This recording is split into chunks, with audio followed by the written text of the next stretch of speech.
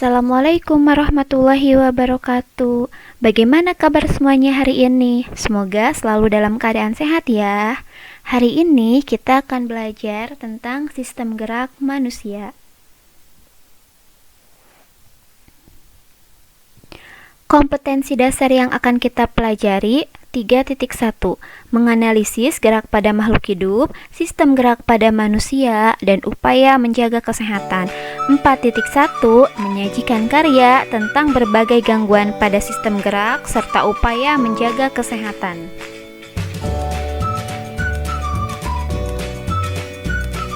Perhatikan gambar berikut. Mengapa temanmu dapat duduk dengan tegak? Apa yang membuat tubuhnya seperti itu? Hal itu akan kita pelajari pada kesempatan kali ini. Sistem gerak pada manusia terbagi menjadi dua. Yang pertama ada sistem gerak aktif, yaitu otot, dan yang kedua ada sistem gerak pasif, yaitu rangka.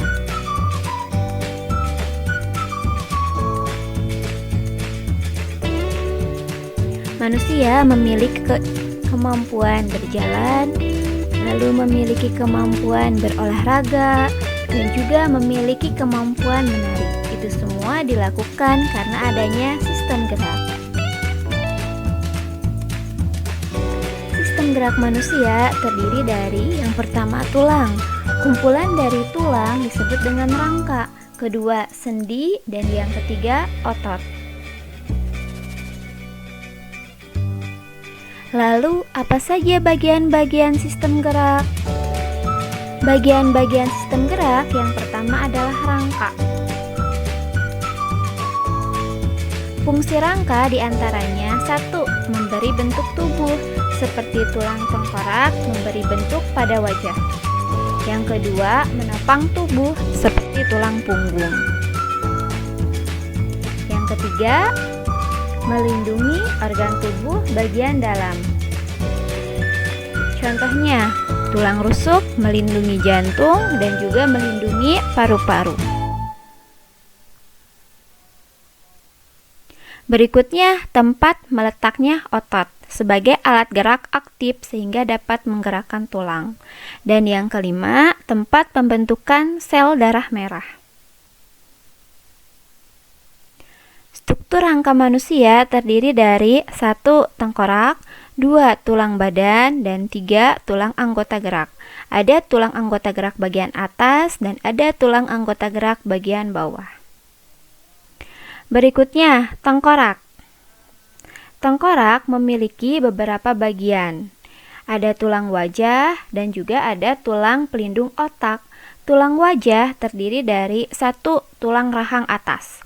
Tulang rahang atas ini sebagai tempat meletaknya gigi bagian atas dan juga membatasi dengan dinding rongga hidung. Yang kedua, ada tulang rahang bagian bawah.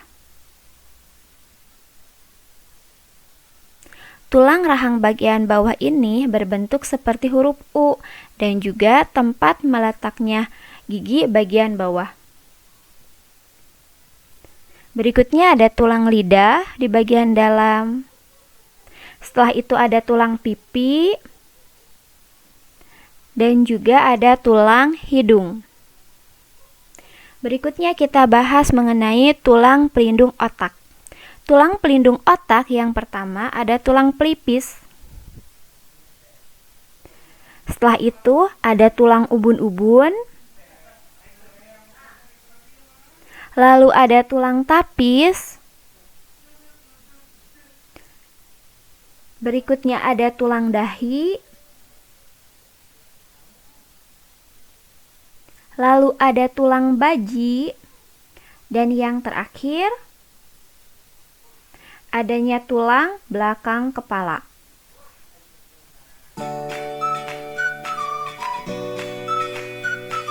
Tulang badan. Tulang badan terdiri dari 1. Tulang bahu.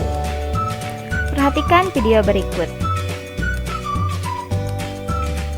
Tulang bahu terdiri dari 2 bagian. Yang pertama adalah belikat. Belikat ini berbentuk segitiga dan tipis. Yang kedua, ada tulang selangka. Tulang selangka ini berbentuk seperti huruf S. Ujung satu melekat pada ujung dada, tulang dada, dan ujung lainnya melekat pada ujung bahu. Yang kedua, tulang panggul. Tulang panggul ini terdiri dari 3 bagian. Yang pertama ada tulang usus,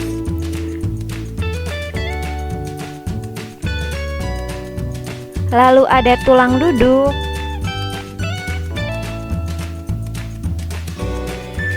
dan juga ada tulang kemaluan. Seperti ini gambarnya. Berikutnya akan kita bahas tulang dada dan tulang rusuk. Seperti ini gambarnya. Ruas-ruas tulang belakang, tulang rusuk, dan tulang dada saling berhubungan, membentuk rongga dada yang berfungsi untuk melindungi organ tubuh bagian dalam seperti jantung dan paru-paru. Tulang dada bagian atasnya lebih lebar dibandingkan bagian bawahnya. Tulang dada terdiri dari tulang dada hulu, tulang dada badan, dan tulang dada taju pedang. Sementara tulang rusuk terdiri dari tulang rusuk sejati atau tulang rusuk pertama, ini sebanyak 7 pasang. Bagian depannya melekat pada tulang dada dan bagian belakangnya melekat pada tulang punggung. Berikutnya, tulang rusuk palsu sebanyak 3 ruas pasang. Bagian depannya menempel pada tulang rusuk pertama dan bagian belakangnya menempel pada tulang punggung. Berikutnya, tulang rusuk melayang. Ini sebanyak 2 pasang. Bagian depannya tidak melekat pada tulang apapun, sementara bagian belakangnya melekat pada tulang punggung.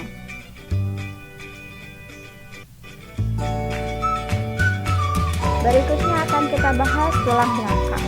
Tulang belakang ini bersifat kuat dan juga fleksibel, fungsinya untuk menyangga kepala, dan juga terdapat saluran sumsum tulang belakang.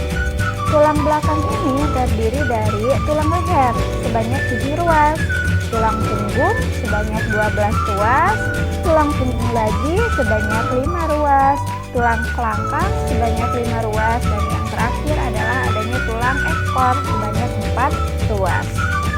Berikutnya tulang anggota gerak. Kita bahas tulang anggota gerak bagian atas.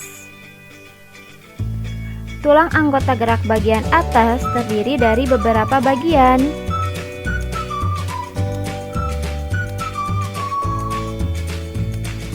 Yang pertama adalah tulang lengan atas. Pada tulang lengan atas ini terjadi sendi peluru dengan belikat. Berikutnya ada tulang lengan bawah. Pada tulang lengan bawah ini terjadi sendi engsel antara hasta dan pengupil. Bagian berikutnya pada tulang anggota gerak atas adalah tulang hasta.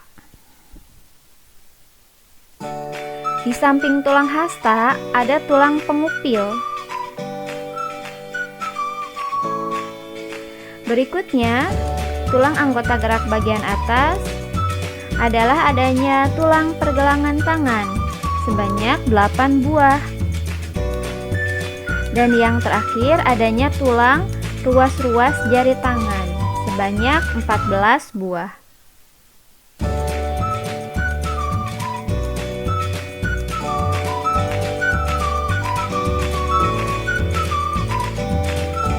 Berikutnya tulang anggota gerak bagian bawah. Tulang anggota gerak bagian bawah yang pertama terdiri dari tulang paha. Tulang paha terjadi sendi peluru. Yang kedua, tulang tempurung lutut terjadi sendi engsel. Berikutnya ada tulang betis.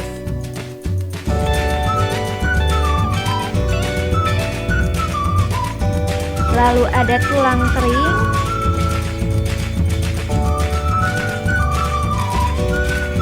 Ada juga tulang pergelangan kaki.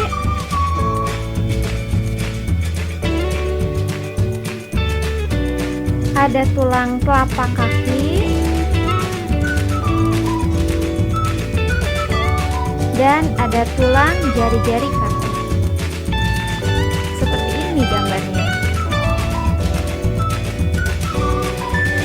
Berikutnya kita bahas klasifikasi tulang. Yang pertama, bentuk tulang.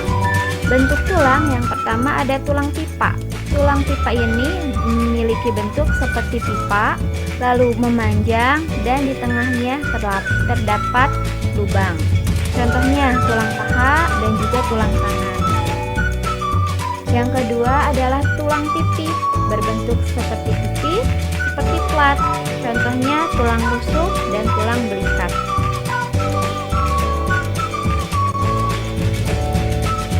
Berikutnya, tulang pendek. Tulang pendek ini berbentuk pendek, kuat, dan bersifat ringan.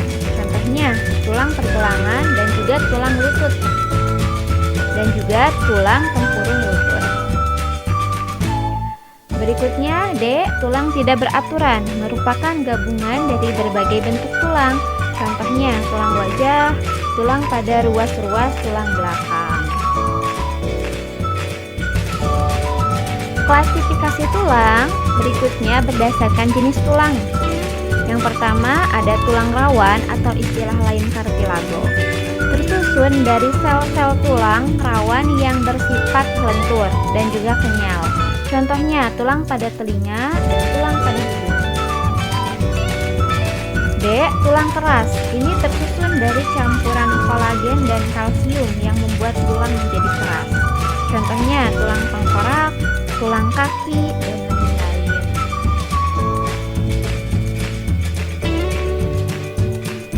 Perhatikan video berikut. Mengapa kita dapat melakukan berbagai macam gerakan senam?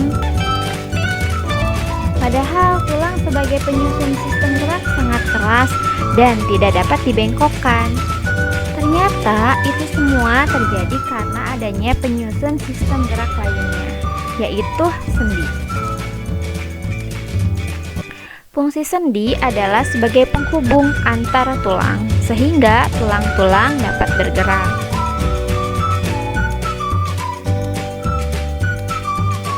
Macam-macam persendian. Yang pertama, berdasarkan bentuknya. Berdasarkan bentuknya, ada sendi peluru. Sendi peluru itu gerakannya memungkinkan ke segala arah. Contohnya, sendi antar lengan atas dan juga bahu. Berikutnya, sendi engsel. Sendi engsel ini memungkinkan gerakan satu arah. Contohnya, pada siku dan juga pada lutut.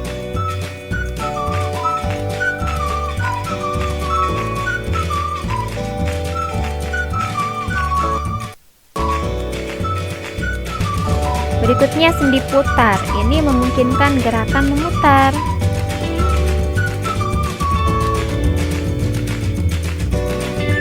Contohnya sendi pada tulang leher.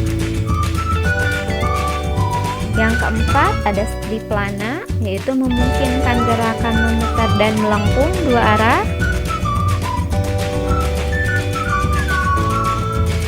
Nah, contohnya pada tangan kita.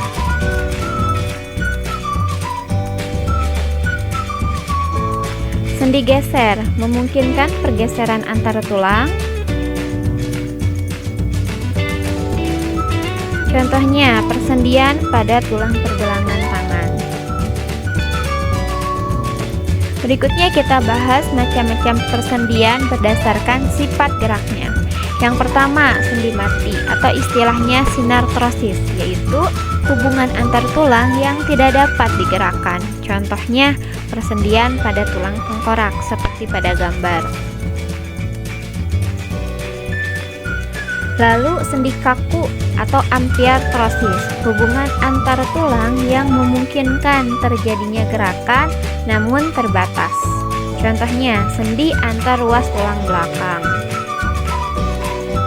Dan yang terakhir sendi gerak atau diartrosis, yaitu hubungan antar tulang yang mungkin untuk digerakkan secara bebas. Sekian pembahasan kali ini. Terima kasih atas perhatiannya dan jangan lupa kerjakan tugasnya pada buku catatan. Tetap jaga kesehatan ya.